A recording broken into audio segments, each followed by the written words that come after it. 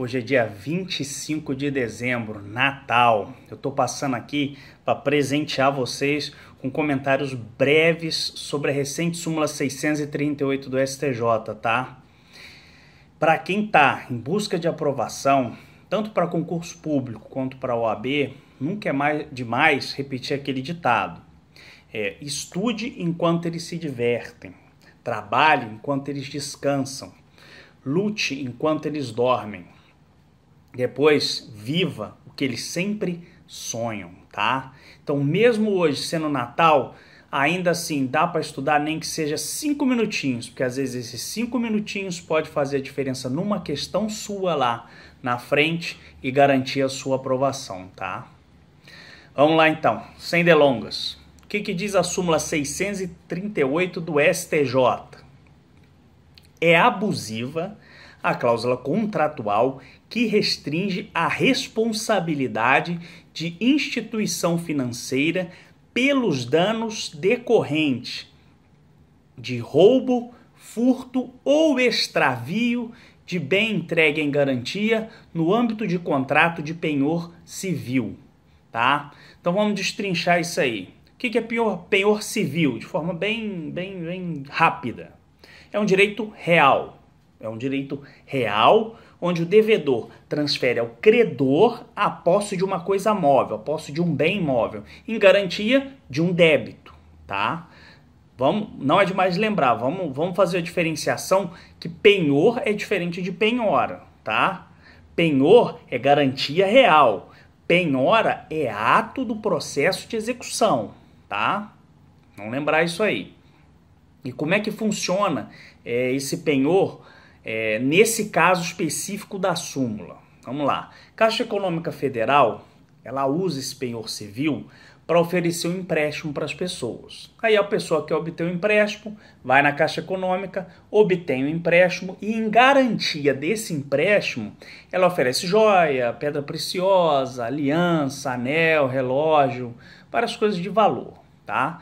Essas joias ficam empenhadas, ou seja, elas servem de garantia para o empréstimo e ficam na posse direta da Caixa Econômica, tá?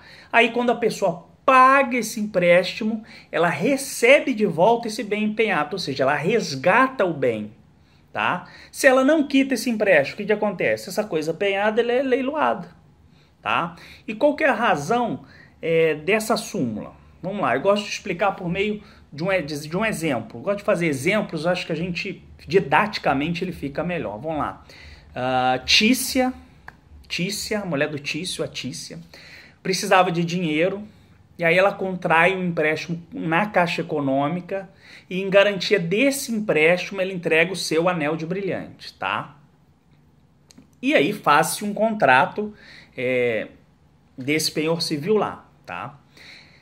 Há uma previsão contratual, ou seja, uma cláusula nesse contrato, no sentido de que, se houver furto, roubo ou extravio desse bem empenhado, ou seja, desse anel de brilhante que ela deixou lá, a Caixa Econômica ela tem que pagar, a título de danos materiais e morais, o valor máximo de 1,5 vezes da avaliação do bem. Ou seja, se o bem foi avaliado aí em 10 mil, no máximo, a Caixa Econômica ia pagar 15 mil de indenização global. Entenderam? Continuando. 2 meses depois que Tícia deixou esse bem em garantia, tá pagando parcelas desse empréstimo, essa agência da Caixa Econômica ela é furtada e o anel de brilhante da Tícia é levado. Como é que fica? A Caixa Econômica lá, a CEF, né, Caixa Econômica Federal, ela deve ou não indenizar a Tícia por esse furto? Pela cláusula contratual, né, que nós vimos, sim, ela tem que indenizar. Por quê?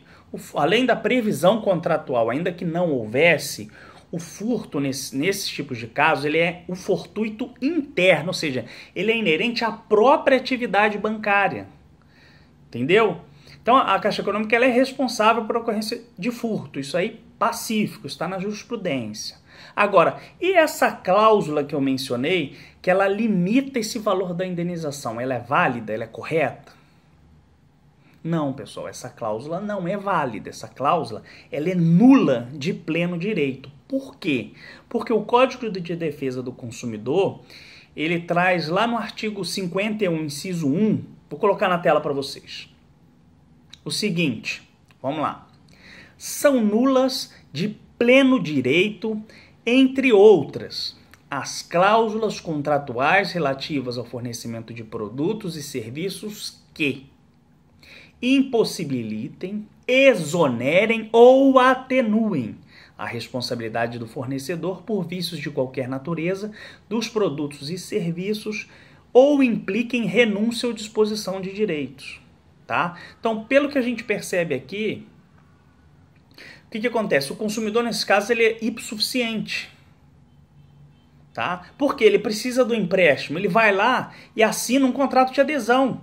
Ele não tem como discutir as cláusulas, o contrato está pronto, ou ele assina e contrata o empréstimo, e contrai o empréstimo, ou ele não assina e não contrai o empréstimo. Ou seja, as cláusulas são inegociáveis, tá? A própria avaliação desse bem ele é feita de forma unilateral pela Caixa Econômica. Não se pode discutir. E segundo, assim, regras ordinárias de experiência comum, a maioria esmagadora dos casos, a avaliação ela é inferior ao preço cobrado do consumidor. A avaliação do bem.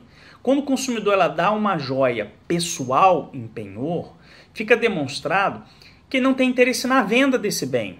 Ele apenas deixa lá de forma temporária com a instituição financeira. Para quê? Para garantir esse empréstimo que ele contraiu. Ele crê que quando ele quitar esse empréstimo, quando ele pagar esse empréstimo, ele vai ter de volta seu bem. E boa parte desses casos, desses bens que são empenhados, dessas joias, né, são joias de família, são bens, são coisas que o indivíduo tem uma certa afeição, uma história com aquele bem, entendeu? Por exemplo, aí, relógio, aquele relógio de bolso antigo, ele é passado de geração em geração, às vezes de avô para filho, de avô para pai, de pai para filho, de filho para neto, de neto para bisneto, e assim vai. Anel de noivado, uma aliança, um anel de formatura, um colar passado aí de avó para mãe, para filha, para neta, para bisneta, entenderam? Então, assim, são bens materiais, mas com uma história por trás, com um certo sentimento, uma certa afeição que o indivíduo tem. E, às vezes, por uma necessidade, uma eventual necessidade, a pessoa contrai esse empréstimo, mas o que ele quer? O interesse dele é quitar e ter o bem de volta. Entenderam?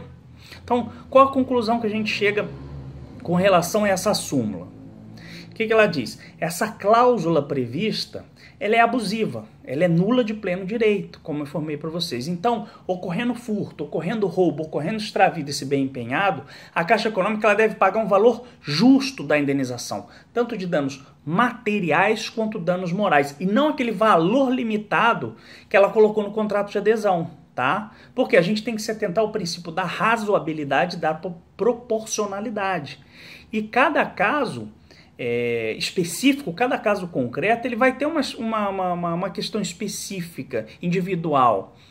Por exemplo, o dano material. Vamos supor, o dano material não vai ser igual para todo mundo.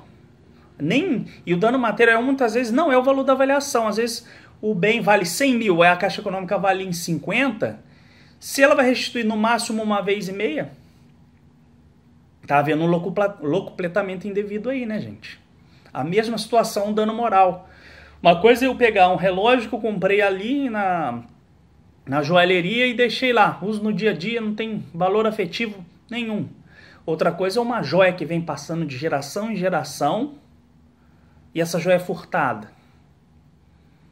As duas situações não podem ser valoradas de forma igual. O dano moral tem que ser diferente, porque são peculiaridades diferentes, entenderam? Então, foi mais ou menos isso. Espero que tenha ajudado vocês a compreender essa súmula, tá? Espero que tenham gostado desse presente de Natal. Estudar é sempre bom. Mesmo nessas festas a gente tem que relaxar, mais 5 minutinhos podem fazer uma diferença lá na frente, tá? Que vocês continuem firmes nos estudos. Se gostaram do vídeo, deixe seu like. Se não for inscrito no canal, se inscreve aí, ativa o sininho. Se esse conteúdo fez sentido para você, gerou valor para você, compartilha com os amigos. Forte abraço. Fui!